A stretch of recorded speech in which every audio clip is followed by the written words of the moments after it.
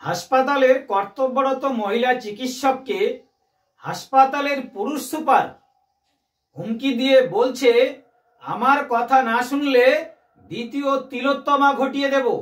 ভয়ঙ্কর কাণ্ড। এই কথা শুনে রীতিমতো আতঙ্কিত সেই মহিলা চিকিৎসক। জানা যাচ্ছে শান্তিপুর স্টেট জেনারেল হাসপাতালের সিনিয়র রেসিডেন্ট হিসেবে কাজ করেন ওই মহিলা চিকিৎসক। তার অভিযোগ, হাসপাতাল সুপার তারক বর্মন দীর্ঘদিন ধরেই সেই মহিলা চিকিৎসকের উপর মানসিক নির্যাতন চালাচ্ছেন। ইতিমধ্যেই তিনি হুমকি দিয়েছেন, কথা না শুনলে, সুপারের কথা না শুনলে দ্বিতীয় তিলোত্তমা ঘটিয়ে দেবে। কি বোঝা যাচ্ছে যে হাসপাতালের একজন পুরুষ চিকিৎসকের কাছেই মহিলা চিকিৎসক সুরক্ষিত নয়। আপনারা জানেন কলকাতার আরজি করে কি ঘটনা ঘটেছিল, এবং তারপর একজন পুরুষ সুপার মহিলা চিকিৎসককে হুমকি দিয়ে বলছে দ্বিতীয় তিলোত্তমা ঘটিয়ে দেবার। দেখুন সেই কর্তব্যরত মহিলা চিকিৎসক তিনি ঠিক কি অভিযোগ করলেন। আমার অভিযোগ, আমাকে এখানে ডাক্তারি করা অবস্থাতে আমাকে এখানে থ্রেট দেওয়া হয়েছে।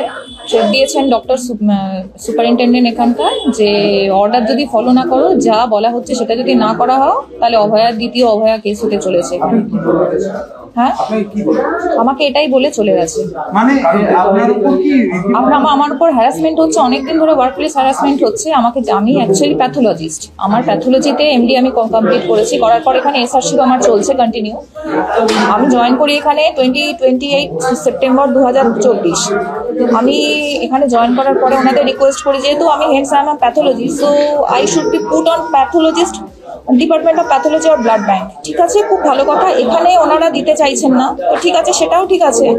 তো তারপরে আমাকে এখানে যে প্রেশার বা যে স্কেডিউলের মধ্যে রাখা হয়, আমি সত্যি কথা বলতে কি, এই ট্রিমেন্ডাস ওয়ার্কলোড একা ম্যানেজ করতে গিয়ে আমার সিচুয়েশন ক্রমাগত খারাপ হতে থাকে। এটা আমি জানাতে থাকি, ওনাকে জানাতে থাকি, রস্টার কমিটিকে, সুপারকে জানাই, রস্টার কমিটিকেও জানাই। তারা বিন্দুমাত্র কোনো কিছু গাও করেন না, মাথাও ঘামান না। সকাল 9টা থেকে 2টো অব্দি আউটডোর চলেছে, আর 2টো থেকে তারপর 5টা অব্দি কন্টিনিউয়াসলি এমার্জেন্সি সিঙ্গেল হ্যান্ডেড করেছি। এখানে কোনো অনকল সিস্টেম কেউ রাখেনি।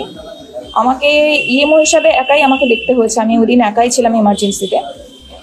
দেখে নেওয়ার পরে তারপর যখন আমার ডিউটি কমপ্লিট হয়ে যায়, ওনারা বাকি ডক্টরসটা হ্যান্ড ওভার নিতে আসে, তারপর আমি বাইরে চা খেতে যাই। তখন আমাকে এরকমভাবে থ্রেট দেওয়া হয়েছে যে উনি এসে সাডেনলি পাস করে গেছে, মানে কোথাও কোনো সিসিটিভি কিছু ছিল না এই হসপিটাল প্রেমিসেসের মধ্যে।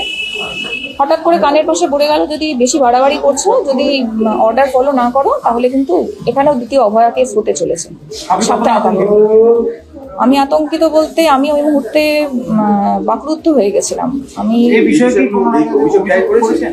অবশ্যই করেছি, আমি জানিয়েছিলাম থানায়, আমি একটা লিখিত করেছি, অভিযোগ করেছি, শান্তিপুর থানায় করেছি। নিরাপত্তা, ভয়ঙ্করভাবে নিরাপত্তাহীনতায় ভুগছি। আমার এখানে ওয়ার্ক প্লেস হ্যারাসমেন্ট এখানে কন্টিনিউ হয়ে যাচ্ছে। রস্টার কমিটিকে জানিয়েছিলাম, কেউ কোনো ভ্রুক্ষেপ কিছু করেনি, চলেই যাচ্ছে।